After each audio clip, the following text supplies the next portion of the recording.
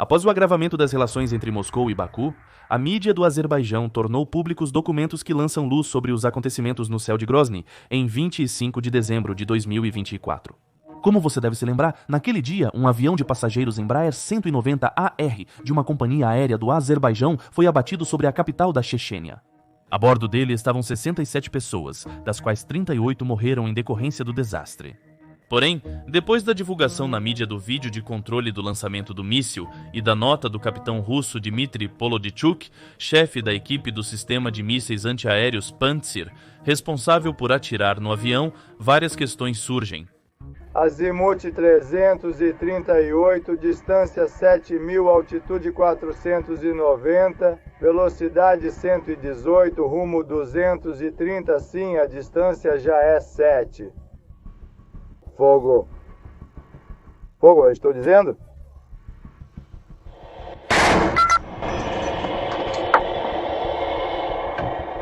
Temos separação. Vamos registrar isso. Como pode ser ouvido no vídeo e como pode ser lido na nota do chefe da equipe do sistema de mísseis antiaéreos e canhões Pantsir Polodichuk, ele relatou ao posto de comando sobre a detecção do alvo, cuja distância era de 7.000 metros. O alvo voava a 490 metros de altitude, a uma velocidade de 118 metros por segundo.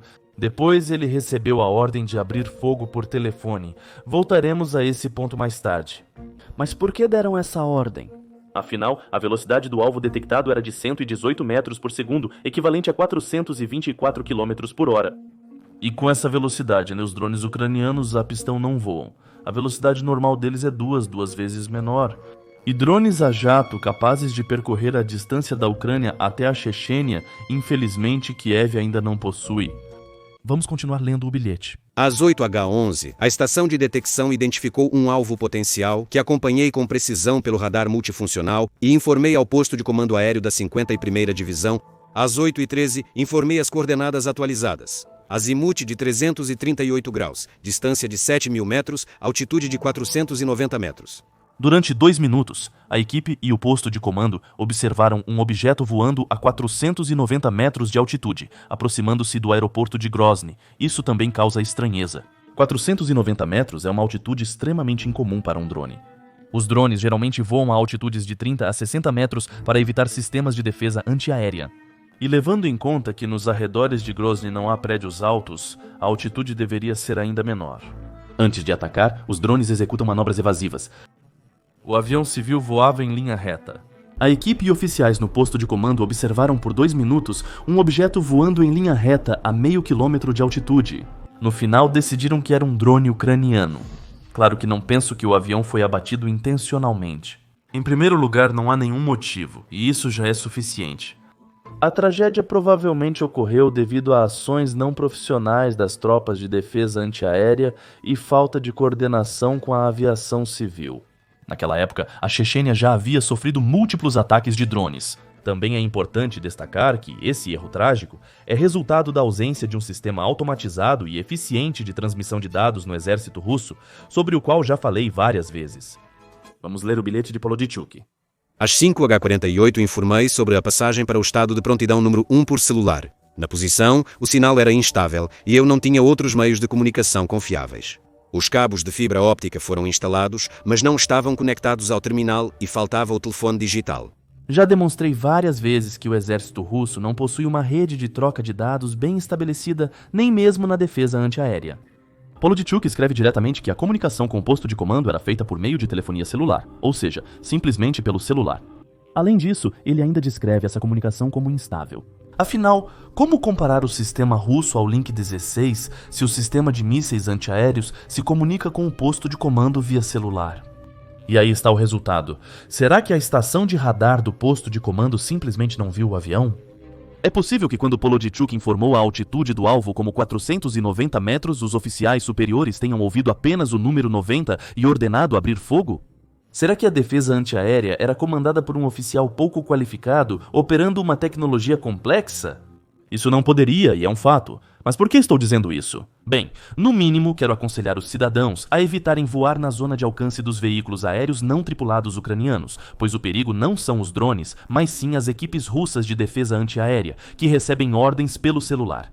Em segundo lugar, a publicação dos materiais que analisamos deve, sem dúvida, ser considerada no contexto das relações agravadas entre Moscou e Baku. O memorando explicativo e os vídeos do Pantsir, aparentemente entregues pela Rússia ao Azerbaijão durante a investigação conjunta do acidente aéreo, foram disponibilizados ao público agora, por algum motivo.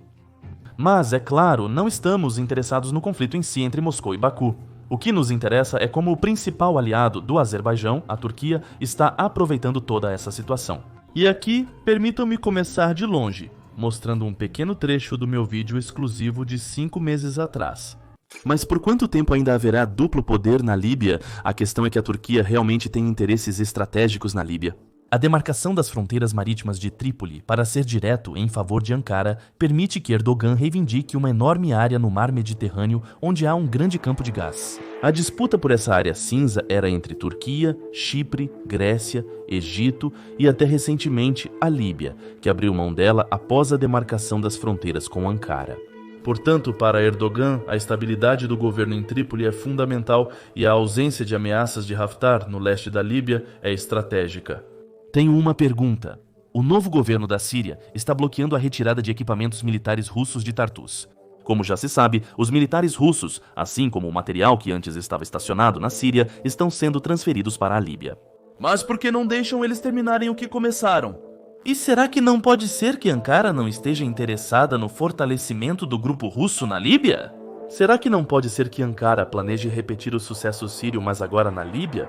Para assistir ao vídeo exclusivo completo, assine o canal Byte e Liplaius no Telegram. Torne-se patrocinador no YouTube ou apoie no Patreon. Assim você dará um grande apoio, e não só ao canal. Os links para os serviços estão na descrição ou você pode escanear o QR Code na tela. Obrigado desde já. Repetidamente, ao discutir as relações Moscou-Ankara, ressaltei: a Turquia é o único país da OTAN com o qual a Rússia trava várias guerras por procuração simultaneamente.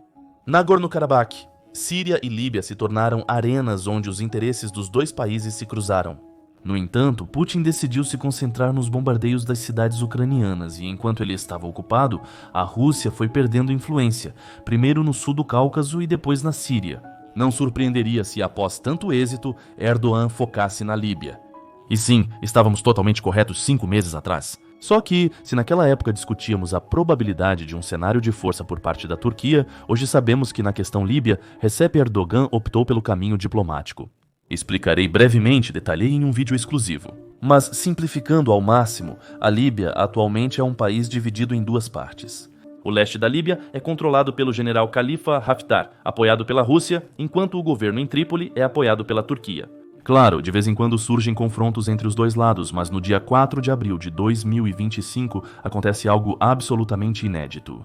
Saddam Haftar, filho do general, chega à capital da Turquia e assina um acordo de cooperação militar com Ankara. Até recentemente, as forças regulares turcas enviadas à Líbia lutavam contra os combatentes de Haftar.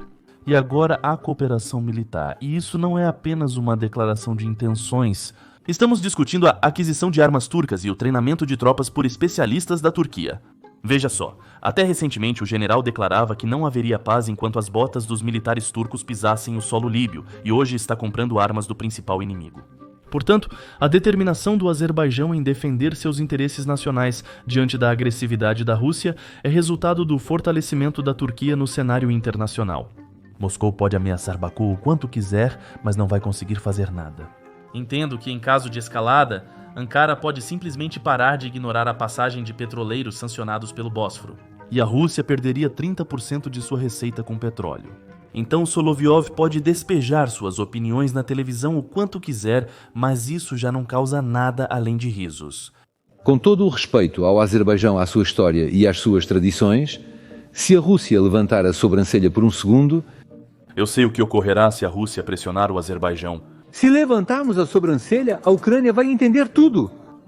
Sim, uma sobrancelha ainda está levantada para a Ucrânia. E se a Rússia levantar a segunda para o Azerbaijão, vai parecer que a mãe Rússia está com as sobrancelhas bem erguidas e com toda a sua aparência diz: caramba, estou pasmo com tudo o que está acontecendo. E como evitar ficar com o rosto cheio de surpresa? A Rússia conseguiu, em menos de 4 anos, perder uma grande parte da sua influência, que herdou da União Soviética. Eu, sinceramente, também estou um pouco surpreso de como foi possível administrar um capital desses de forma tão incompetente. Na Armênia, propõem o fechamento de meios de comunicação russos e a retirada de empresas russas de companhias estratégicas. Cazaquistão e Reino Unido firmam acordo de cooperação militar. Sérvia vende projéteis à Ucrânia. Sobre o Azerbaijão, nem comento. Isso não significa que os países da Comunidade dos Estados Independentes ou os ex-estados aliados da Rússia romperão relações diplomáticas com Moscou em breve. A Federação Russa ainda detém grande influência devido ao setor de petróleo e gás e à projeção de seu poderio militar. Infelizmente, ela ainda é enorme. Não me surpreenderia se Aliyev voasse para o Kremlin em breve para abraçar Putin. Entendo que Moscou desempenhará um papel importante nas relações internacionais por mais algum tempo. Estou falando de outra coisa.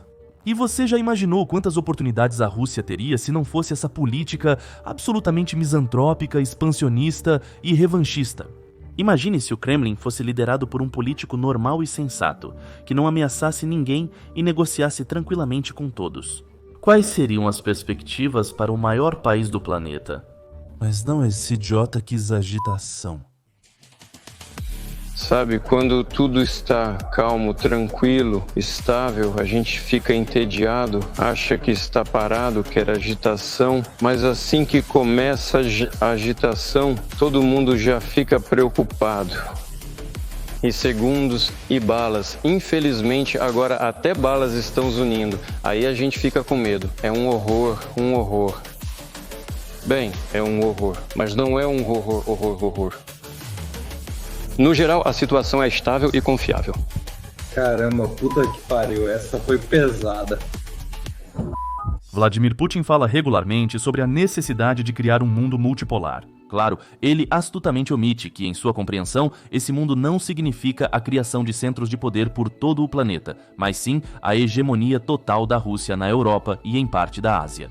Em algum ponto no hemisfério ocidental, inicia-se a zona de interesses dos Estados Unidos da América. Somente aquelas transformações do sistema internacional de relações que discutimos hoje é que representam o processo de formação de um mundo multipolar, onde a Turquia, que há apenas 30 anos era chamada de província militar e turística da OTAN, e hoje é um estado absolutamente soberano que reivindica o papel de líder regional. Não sei, talvez esse fosse o plano do Putin, perder parte da influência para que outros estados pudessem aumentá-la. Talvez. De qualquer forma, já faz tempo que eu digo que não existe no mundo um líder que tenha feito tanto mal à Rússia e ao seu povo quanto Vladimir Vladimirovich Putin.